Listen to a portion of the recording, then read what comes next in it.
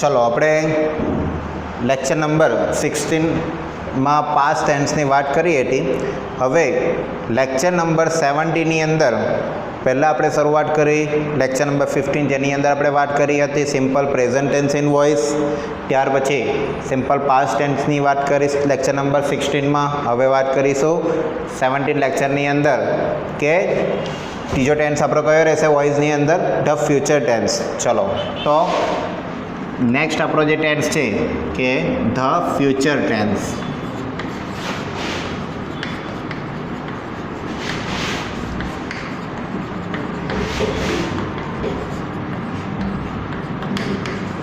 ચલો હવે આપણે ફ્યુચર ટેન્સની વાત કરીએ છીએ એટલે કે સાદો ભવિષ્યકાળ.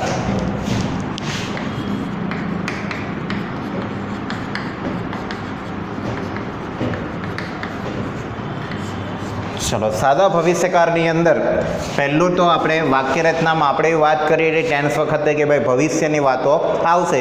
અહીંયા એની સાથે કોઈ નિસ્બત નથી. આપણે તો એક જ વસ્તુ યાદ રાખવાનું કે સાદા વર્તમાનકાળમાં તમારે વાક્યમાં તમારે નિયમ યાદ રાખવો પડતો હતો કે ક્રિયાપદનું મૂળ રૂપ. ભૂતકાળમાં યાદ રાખવું પડતું હતું કે ભાઈ ક્રિયાપદનું ભૂતકાળ. વર્તમાનકાળમાં ડીડ યાદ રાખવું પડતું હતું. ભૂતકાળમાં ડીડ યાદ રાખવું પડતું હતું અને ક્રિયાપદનું મૂળ રૂપ યાદ રાખવું પડતું હતું. સાદા ભવિષ્યકાળની અંદર આવું તમારે યાદ રાખવાની કોઈ પણ પ્રકારની જરૂરિયાત રહેતી નથી. કેમ? કારણ કે સવાલની અંદર જ તમને વિલ શબ્દનો ઉપયોગ આપેલો જ હશે.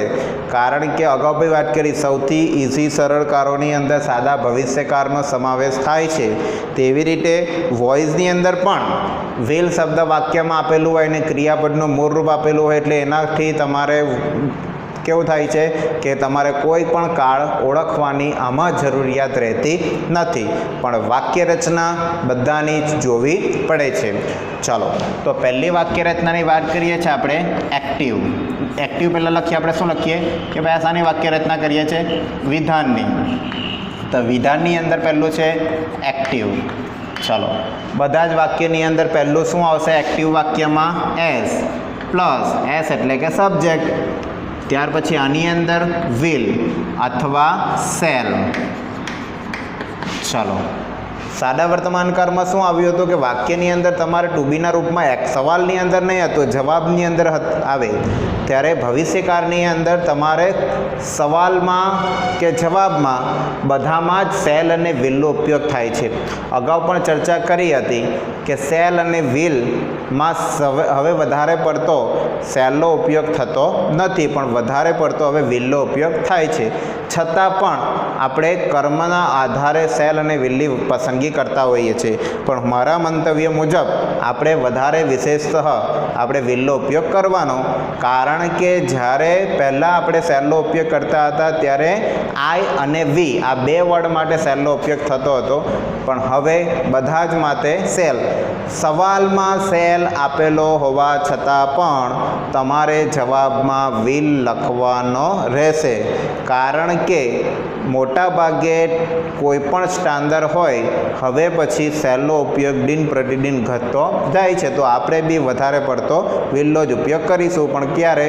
સવાલ હોય ત્યારે જવાબમાં. સવાલમાં તો એક્ટિવમાં જ્યારે બનાવવાનો હોય ત્યારે આપણે વિચાર કરવો પડે કે લખવું કે નહીં લખવું. અને કદાચ તમે સેલ અને વિલની જગ્યા પર વિલની પસંદગી કરો તો પણ ચાલી જશે. ચલો તો એસ પ્લસ વિલ અથવા સેલ, જો કે એને આપણે ભવિષ્યકાળના શું કહીએ છીએ?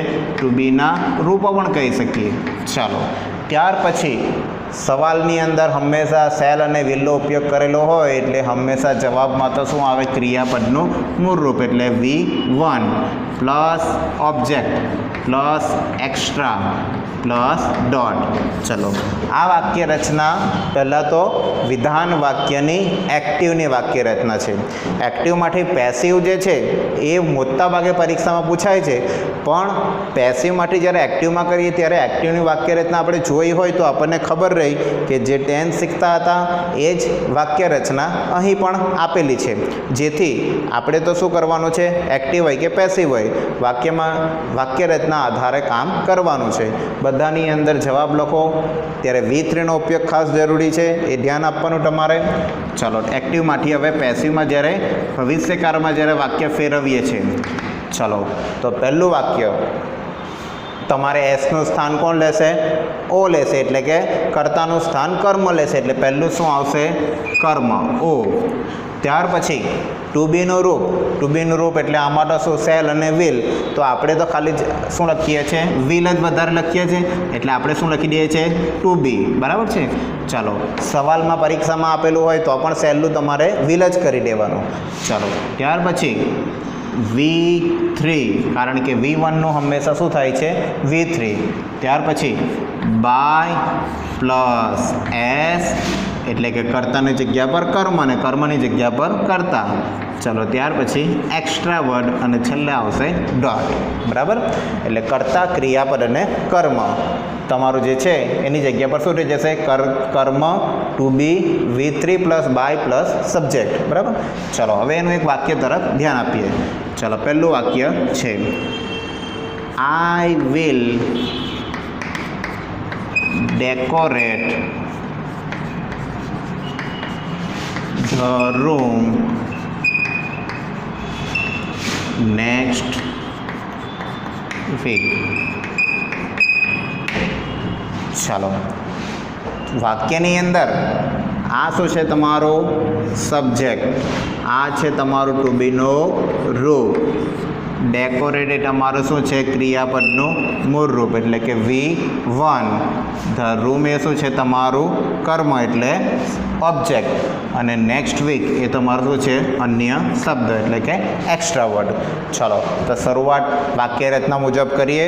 એટલે વાક્ય રચના મુજબ શું લખવાનું? પહેલું ઓ, પછી ટુ બીનું રૂપ, પછી લખવાનું છે V3, પછી બાય, એસ અને ઈ. ચલો, એટલે પહેલું તમારું કર્મ કયું થશે? The room. હવે આની અંદર એક વસ્તુ એક ધ્યાન આપવાનું કે સાદા વર્તમાન અને સાદા ભૂતકાળમાં તમારે એક વચન અને બહુવચન વિશે ધ્યાન આપવું પડે.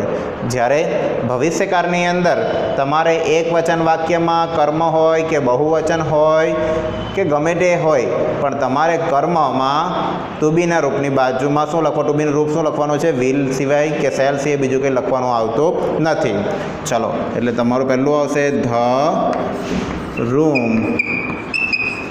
ચલો, કર્મ એક વચન બહુવચન કોઈ ફેરફાર નહીં, એટલે ધ રૂમ વિલ. પણ તમારે વાક્ય રચનાની અંદર બી, એટલે બી શબ્દ તમારે એડ કરવાનો છે. બરાબર? તો બી પ્લસ શું થશે? V3. તો અહીંયા તો આપણે પહેલાં શાનો ઉપયોગ કરવાનો છે? ટુ બીનો ઉપયોગ કરવાનો છે. બરાબર? તો આની અંદર વાક્યમાં વિલની સાથે આપણે શું લખશું? બી પ્લસ V3નો ઉપયોગ પણ કરવાનો છે. કારણ કે ભવિષ્યકાળની અંદર જ્યારે પણ વાક્યમાં પેસિવ લખો છો ત્યારે ટુ બી એટલે વિલ અને પ્લસ બી પ્લસ V3નો પણ ઉપયોગ કરવાનો રહેશે. બરાબર? એટલે આમાં વિલ પ્લસ બી ડેકોરેટનું થશે ડેકોરેટેડ. ચાલો, અહીં આપણે બી લખ્યું છે, એટલે બી લખવાનું જે આપણે ભૂલી ગયેલા તે, કારણ કે જ્યારે પણ V3 આવે છે ત્યારે એની આગળ બી શબ્દનો ઉલ્લેખ કરવાનો રહેશે. તો the room will be decorated. ચલો, કરતા કોણ છે? આઈ, એટલે બાય. આઈનો થશે મી અને next વીકનો next week.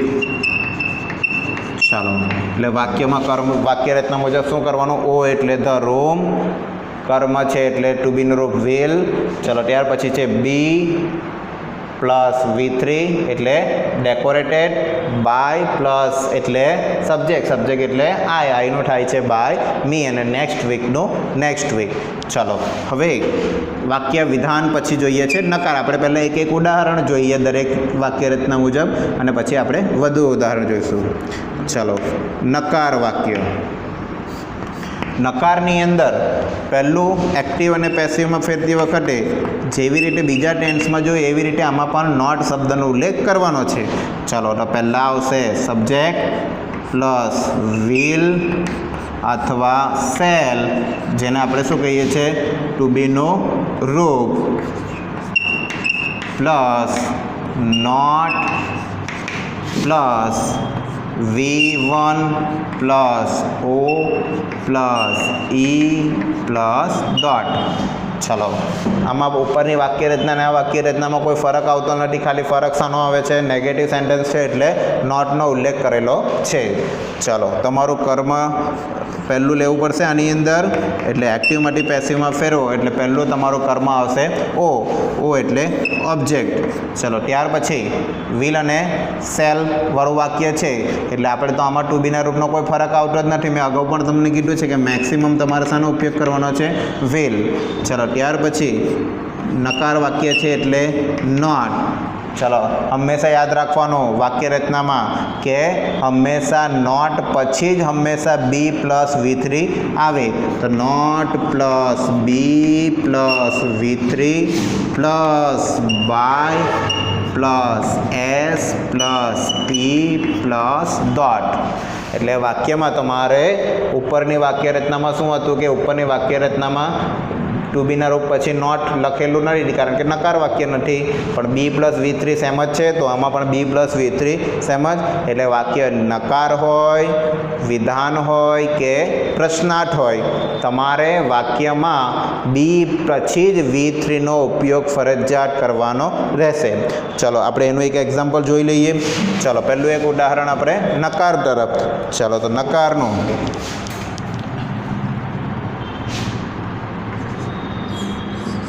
Sohan will not complete his work. ચાલો Sohan will not complete his work. તો આમાં તમારું કર્મ શું થાય છે? his work. અગાઉ પણ તમને વાત કરી હતી કે જ્યારે પણ વાક્યની અંદર my, our, your, his, her, their આ વર્ડ આવે એટલે એની બાજુનો વર્ડ તમારે પહેલો પસંદગી કરવાનો રહેશે. ચલો એટલે હીઝ વર્ક. ચાલો આપણે તો આમાં એક વચન બહુ વચન કંઈ જોવાનું આવતું જ નથી. તો હીઝ વર્ક વિલ નકારની જગ્યા પર નોટ. ચલો ક્રિયાપદની આગળ આવશે બી. કમ્પ્લીટનું V3 થાય છે કમ્પ્લીટેડ અને બાય સોહનની જગ્યા પર સોહન. ઘણા વિદ્યાર્થીઓ નામ છોકરાનું આપેલું હોય કે પુરુષ જાતિનું નામ હોય તો ઘણી વખત બાય હિમ લખી દઈને છોકરીનું નામ એટલે બાય હર આપે છે, પણ એવું કરવાનું આવતું નથી. જ્યારે પણ વાક્યમાં જે છોકરાનું કે જે છોકરીનું કે જે પુરુષ કે જે સ્ત્રીનું નામ આપેલું હોય એનું બાય પછી નામ ફરજિયાત તમારે લખવાનું રહેશે. બરાબર. ચલો તો આ રીતે વાક્યમાં નકાર આવે તો તમારે be plus not plus be plus V3 ધ્યાન આપવાનું. ચલો હવે આપણે વાત કરીએ છીએ પ્રશ્નાર્થની. પ્રશ્નાર્થને અંગ્રેજીમાં ઇન્ટ્રોગેટિવ સેન્ટેન્સ તરીકે ઓળખવામાં આવે છે. ચાલો તો પહેલું વાક્ય જોઈએ કે એમાં એક્ટિવની તરફથી વાક્ય રચના જોઈએ. પહેલાં તો એક્ટિવની વાક્ય રચના છે. અત્યાર સુધી ડુ, ડઝ, ડીડ જોયું. હવે આની અંદર તો વાક્યમાં પહેલેથી શરૂઆતમાં શું આવશે? ટુ બીનું રૂપ. ટુ બીનું રૂપ એટલે સેલ અને વિલ. ત્યાર પછી પહેલું જ આવશે સબ્જેક્ટ. સબ્જેક્ટ એટલે કર્તા. ત્યાર પછી આવશે V1 plus O plus E plus question mark. આપણે બે ટેન્સની અંદર વાક્ય જોઈએ એમાં એવું WHના સેન્ટેન્સ જોયા નથી, પણ એ WHના આપણે બધા ટેન્સના એક સાથે જોઈશું. બરાબર. કારણ કે પહેલાં આપણે સાદા વાક્ય રચનાઓ જે છે એ સાદા વાક્ય રચના મુજબ જે પ્રશ્નો આવે છે તેની આપણે ચર્ચા કરીએ છીએ. બરાબર. ચાલો તો હવે એક્ટિવમાંથી પેસિવમાં પ્રશ્નાર્થને વાક્ય ફેરવીએ તો પહેલું આવશે તમારે ટુ બીનું રૂપ. બરાબર. પછી એસની જગ્યા પર ઓનું સ્થાન આવી જાય એટલે પછી આવશે ઓ. ત્યાર પછી આવશે મેં અગાઉ બી કીધું વાક્યમાં શું આવશે? હંમેશા V3ની આગળ બી શબ્દનો ઉપયોગ થશે. તો be plus V3 plus by plus S plus E plus question mark. બરાબર. ચલો એટલે હવે આમાં ખાલી ફેરફાર શું હતો કે ટુ બીનું રૂપ આગળ હતું ને એસ પાછળ હતું. આમાં શું હતું? એસ પહેલાં હતું ને પછી ટુ બીનું રૂપ. પણ બીનું સ્થાન V3ની આગળ આવે છે એ તમારે બરાબર ધ્યાન રાખવાનું છે. ચલો હવે વાક્ય તરફ ધ્યાન આપીએ. ચલો હવે એનું એક ઉદાહરણ પ્રશ્નાર્થ વાક્ય જોઈએ. દાખલા તરીકે વિલ યુ મેરી હિમ. ચાલો અહીંયા આગળ એક ક્વેશ્ચન પૂછેલો છે, બરાબર. અહીંયા પ્રશ્નાર્થ પૂછેલો છે, તો વાક્યની અંદર ટુ બીના રૂપો વાક્ય રચના મુજબ પહેલું બંનેમાં ટુ બીના રૂપ જ છે. ચલો એટલે આની અંદર પણ વિલની જગ્યા પર વિલ જ થશે. તો વિલ. હવે તમારું બીજું શું આવશે? કર્મ. કર્મ શું થાય છે? હિમ. તો હિમનું હી શું થઈ જાય છે? હી. તો વિલ હી. ચલો ત્યાર પછી છે વાક્ય રચનામાં તમારે બી. મેરીનું થાય છે V3 મેરીડ. આપણે અગાઉ બી નિયમની વાત કરી છે કે સાદા ભૂતકાળમાં બી આવે કે સાદા ગમે તે કાળમાં આવે પણ વાય કાઢીને IED એવું એનો V3 થાય છે, બરાબર. કારણ કે વાયની આગળ શું છે? વ્યંજન છે. વ્યંજન આવે એટલે વાયને પછી કરવાનું? કાઢી નાખવાનું અને IED પ્રત્યય લખવાનું. તો will he be married by you know you અને ક્વેશ્ચન માર્કની જગ્યા પર ક્વેશ્ચન માર્ક. ચલો હવે આના આપણે જે વાક્યો છે એ થોડી વિશેષ ચર્ચા હવે કરીએ. ચલો હવે આપણે પહેલાં એક એક ઉદાહરણોની વાક્ય રચના મુજબ ચર્ચા કરી. હવે થોડી એની ડિટેલમાં ચર્ચા કરીએ. ચલો હવે સેન્ટેન્સ નંબર 1 તરફ ધ્યાન આપીએ. હવે મિક્સ વાક્યો ફ્યુચરના જોઈએ. ચાલો તો પહેલું વાક્ય છે she will encourage me tomorrow. ચલો આવતીકાલે તે મને પ્રોત્સાહિત કરશે. ઇનકરેજનું ગુજરાતી થાય છે પ્રોત્સાહિત કરવું. ચલો તો મીનું થાય છે આઈ. વિલની જગ્યા બદલાતી નથી કારણ કે મી આવે તો મીનું આય કરવું એ અગાઉ પણ વાત કરી છે. તો આઈ વિલ બી. ઇનકરેજનું છે તો થાય છે ઇનકરેજડ. I will be ઇનકરેજડ. ચલો સી આપેલું છે તો સીનું થાય છે બાય હર અને ટુમોરોનો ટુમોરો. અન્ય શબ્દો એટલે તમારા વાક્યમાં સ્થળ અને સમય. આ સિવાયના કોઈ શબ્દો અન્ય શબ્દોમાં સમાવેશ થતા નથી. એ બરાબર યાદ રાખવાનું. ચલો બીજું વાક્ય છે he will not catch the thief. ચાલો તેઓ ચોર. થીફ એટલે શું થાય? ચોર. તો તેઓ ચોરને પકડી શકશે નહીં. ચલો તો કર્મ તમારું થાય છે ધ થીફ. ચલો તો થીફ કેટલા છે? એક છે કે એક કરતાં વધારે? તો ધ થીફ એક જ છે. પણ અગાઉ બી આપણે નિયમ કીધો કે ભવિષ્યકાળ જ એવો કાળ છે કે જેમાં તમારે શું થાય છે કે વાક્યમાં શાની જરૂરિયાત પડતી નથી? કે એક વચન અને બહુવચનની જરૂરિયાત પડતી નથી. The thief. વિલની જગ્યા પર વિલ, નોટની જગ્યા પર નોટ, પણ શું આવશે પહેલાં? બી. કેચનું V3 થાય છે caught. CAUGHT. તો the thief will not be caught. તેનું થાય છે બાય ધેમ. ચલો હવે ધીમે ધીમે પ્રશ્નાર્થ વાક્ય તરફ પણ જઈએ. ત્રીજું વાક્ય છે will you arrange the function.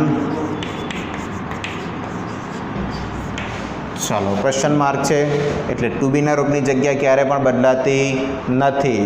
તો વિલની જગ્યા પર વિલ. ચાલો કર્મ કયું છે તમારું? છે ધ ફંક્શન. હંમેશા ટુ બીના રૂપ પ્રશ્નાર્થ ચિહ્નમાં હંમેશા એની બાજુમાં કર્મ. તો વિલ ધ ફંક્શન. ચાલો એરેન્જનું થાય છે એરેન્જડ. તો વિલ ધ ફંક્શન એરેન્જડ. ચલો સબ્જેક્ટ કયો છે? યુ. તો બાય યુ. પણ આપણે એક વસ્તુ શું લખી? બી નથી લખી. તો will the function be arranged by you. કારણ કે વાક્યમાં વિધાન હોય, નકાર હોય કે પ્રશ્નાર્થ હોય. આપણે વિધાન વાક્ય હતું તો અહીંયા B+V3 લખ્યો, પ્રશ્નાર્થ નકાર વાક્ય હતું તો પણ અહીંયા કરી B+V3 લખ્યો, અને ક્વેશ્ચન માર્ક છે તો પણ અહીંયા શું લખ્યું? B+V3. એટલે 3 વાક્ય રચનામાં તમારે ધ્યાન રાખવાનું. ચલો નંબર 4. He will decide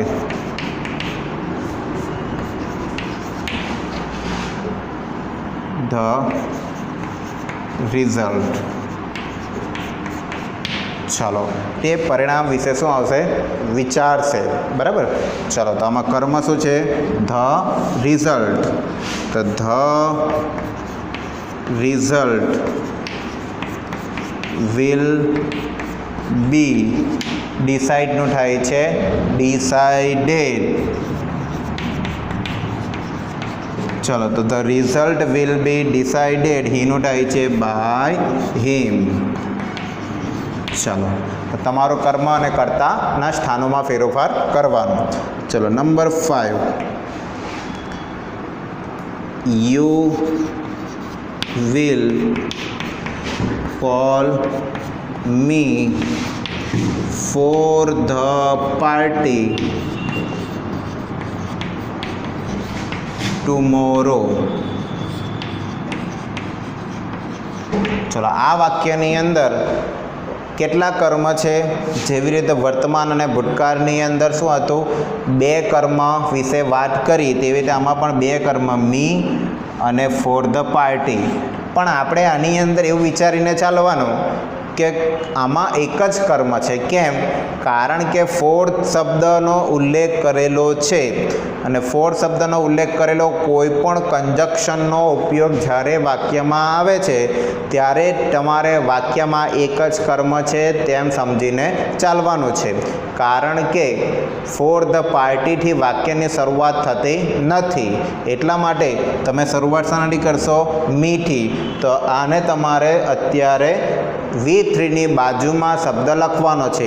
અગાઉ પણ મેં તમને કીધું હતું કે સમય અને સ્થળ આ જ તમારા અન્ય શબ્દો, બાકીના શબ્દો તમારા V3ની બાજુમાં. બરાબર.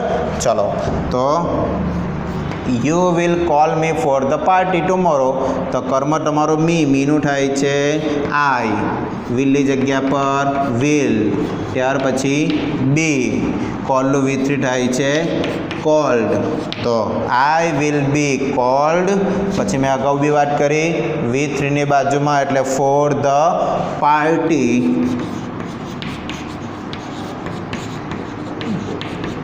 ચાલો બાય યુનો યુ અને ટુમોરોનો ટુમોરો. ચલો નંબર 6 તરફ ધ્યાન આપીએ. તો ધ ટીચર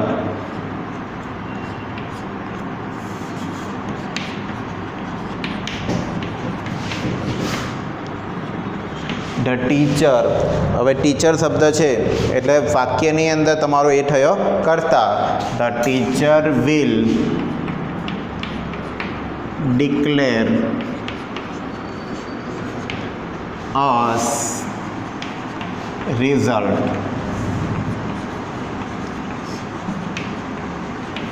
ચાલો ટીચર જે છે એ અમને રિઝલ્ટ કાલે ડિક્લેર કરવામાં આવશે. હવે દાખલા તરીકે આપણે પેપરોમાં અને વર્તમાનપત્રોની અંદર કે ન્યૂઝપેપરોમાં આપણે સાંભળ્યું કે આવતીકાલે રિઝલ્ટ છે. બરાબર. તો એ રિઝલ્ટ જે છે એ બોર્ડ અથવા ટીચરની જગ્યા પર તમારે સબ્જેક્ટ ચેન્જ કરવો હોય તો પણ તમારો એ સબ્જેક્ટ ચેન્જ થઈ શકે છે કે ભાઈ the SSC board will declare us the result. બરાબર. ચાલો હવે આની અંદર આપણે વાત કરીએ છીએ. પહેલો કર્મ છે અસ. અસનું થાય છે વી. વિલની જગ્યા પર કોઈ ફેરફાર આવતો નથી. તો we will be declared the result by the teacher. ચાલો અને બીજી રીતે લખવું હોય તો the result will be declared. મેં અગાઉ પણ તમને કીધું જ્યારે વાક્યમાં બીજા કર્મથી તમે પસંદગી કરો છો ત્યારે આના માટે તમારે કે પહેલા કર્મ માટે ટુ શબ્દ ફરજિયાત લખવાનો છે. To us by the teacher. ચાલો, એટલે જ્યારે પણ વાક્યમાં બે કર્મથી તમે શરૂઆત કરો છો ત્યારે દાખલા તરીકે વી વિલ બી, એટલે કે અહીંયા પહેલાં તમે અસથી શરૂઆત કરી એટલે અસનું થઈ ગયું છે વી. વિલની જગ્યાએ એનું સ્થાન બદલાતું નથી, ક્રિયાપદનું વી3 લખો એટલે આગળ બી. તો we will be declared the result, અને કરતા કોણ છે? By the teacher. ચલો, ત્યાર પછી આ જ વાક્યને જ્યારે તમે બીજા કર્મથી પસંદગી કરો, આ છે તમારું O1 અને આ છે તમારું O2. ચલો, તો O2 થી જ્યારે શરૂઆત કરો તો the result will be declared, ને O2 થી શરૂઆત કરો એટલે અનુસ્થાનમાં ફેરફાર કંઈ કરવાનો નથી, પણ શું લખવાનું છે? ટુ અસ. જેમ આપણે ધ રિઝલ્ટના સ્થાનમાં કોઈ ફેરફાર કર્યું નથી, જે ક્રિયાપદની બાજુમાં જે શબ્દ હતો એ જ રહ્યો છે, કારણ કે આ તો કર્તાની જગ્યાએ કર્મ થઈ ગયું ને કર્મની જગ્યાએ કર્તા થઈ ગયું. તો એટલે અનુસ્થાનમાં આપણે કંઈ ફેરફાર કર્યો નથી, એટલે અનુસ્થાનમાં પણ કોઈ ફેરફાર કરવાનો નથી, પણ આગળ શું લખવાનું છે? ટુ, અને પછી છેલ્લે જે રીતે લખ્યું છે બાય ધ ટીચર. ચાલો, ત્યાર પછી સેન્ટેન્સ નંબર 7 તરફ ક્વેશ્ચન માર્કનું લઈએ. વિલ સી જોઈન મી, એટલે કે તે મારી સાથે જોડાશે. કંપનીમાં કામ કરતા હોય કોઈ વ્યક્તિ, તો ડિનર માટે કે કોઈ પણ મિટિંગ માટે, બરાબર. ચલો, તો આપણે એક કામ કરીએ, આપણે કર્મ ચેન્જ કરી નાખીએ. મીની જગ્યાએ શું લખીએ? Will see join the meeting. ચાલો, અત્યારે મીટિંગ શબ્દ આપણે ઘણી વખત સાંભળતા હોઈએ છીએ. ચલો, તો વિલની જગ્યા પર વિલ, કર્મ શું છે તમારું? The meeting. તો વિલ ધ મીટિંગ. ચલો, હવે ક્રિયાપદ આવ્યું.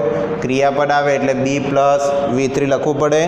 તો બી જોઈનનું થાય છે જોઈન્ડ, અને સીનું થાય છે બાય હર. ચલો, એટલે will the meeting be joined by her. Okay, તો પ્રશ્નાર્થ વાક્ય આવે ત્યારે તમારે વિલની બાજુમાં પહેલાં કર્મ લખવાનું, અને કર્મ લખીને બી પ્લસ વી3 લખવાનું, એ ધ્યાન રાખવાનું. ચલો, નંબર 8. ચલો, આપણે આ વાક્ય એક જોઈ લઈએ હજી પણ. તો વિલ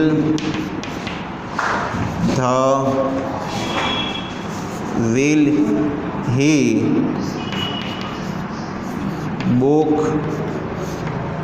the ticket. ચલો, હવે વાક્યની અંદર આની અંદર આપણે વાક્ય કહે છે વિલ હી બુક. બુક એટલે અહીંયા આપણે ચોપડીની વાત કરવાની નથી. બુક એટલે જે ટિકિટનું બુકિંગ કરાવે છે એની વાત આપણે કરીએ છીએ. તો will he book the tickets. ચલો, તો આમાં વિલની જગ્યા બદલાતી નથી, વિલની જગ્યા પર વિલ. પછી છે કર્મ તમારું શું છે? The tickets. તો વિલ ધ ટિકિટ્સ બી, બુકનું થશે બુકડ, અને બાય હીનું થશે હિમ. ઓકે, તો અહીં આપણે સાદા ભવિષ્યકાળના કેટલાક વોઇસના જે વાક્યો છે એના વિશે ડિટેલ આપી, બરાબર. જે વાક્યો હવે પછી હું હોમવર્કમાં આપીશ એ તમારે પૂર્ણ કરવાના રહેશે. ચાલો, તો હવે આપણે આગળના લેક્ચરમાં ચર્ચા એની કરીશું.